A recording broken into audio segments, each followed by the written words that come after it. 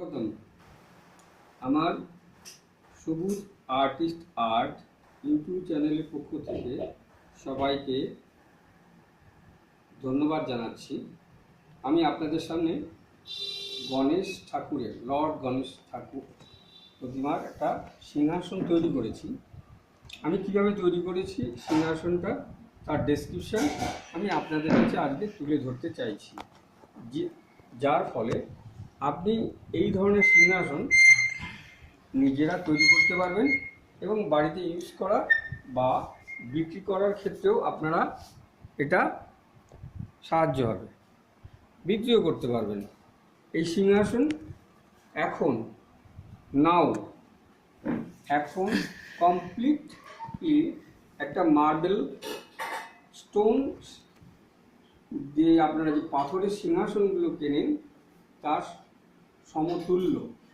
আমি প্রথমে আমার কিছু তার কিনে নিতে হয়। এই ধরনের তার দিয়ে আমি স্ট্রাকচারটা তৈরি করি। এই তার দিয়ে স্ট্রাকচারটা তৈরি করার পর প্রথমে তার সাথে এবার আমি আলাদা করে হোয়াইট সিমেন্ট এবং তারপর এর সাথে আমি পুট্টি কম্পোজ করি এবং তার সাথে আরও কিছুটা ফেভিকল আমাকে ইউজ হোয়াইট সিমেন্ট পুট্টি এইগুলো মিশিয়ে আমি একটা মন তৈরি করি। সেই মনটা যে স্ট্রাকচারটা ন্যারোগেজ ওয়্যার দিয়ে যে স্ট্রাকচারটা তৈরি করা হয় তাতে পেস্ট করে করে করে করে জমিয়ে সেটাকে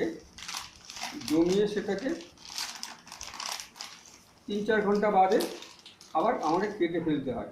কেটে একটা পজিশানে আনতে হয়। আনার পর সেটাকে আবার আমি জলে ভিজিয়ে রেখে সেটাকে হার্ডনেসের জন্য 3-4 দিন ভিজিয়ে রাখতে হয়।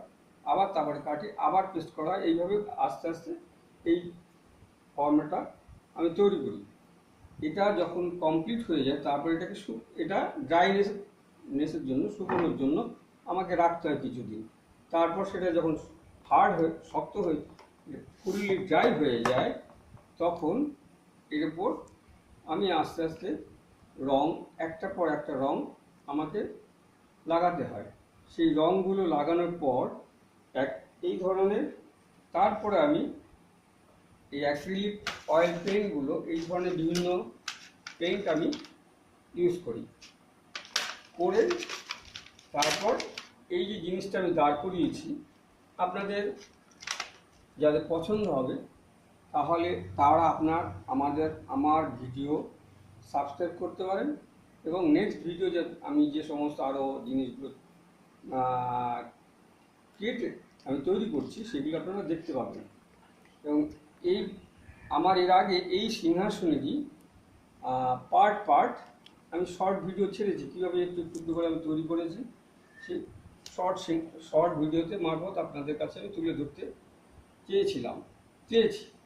এখন না আমি এটা ফুল কমপ্লিট হয়ে গেছে তাই আপনাদের কাছে ইন ডিটেলস জানালাম এবং আপনারা ইচ্ছে করলে তৈরি করতে পারেন, বিক্রি করতে পারেন। আপনারা এই ধরনের জিনিস নিজেরা তৈরিও করতে পারেন, বিক্রি করতে পারেন বা কিনতেও পারেন।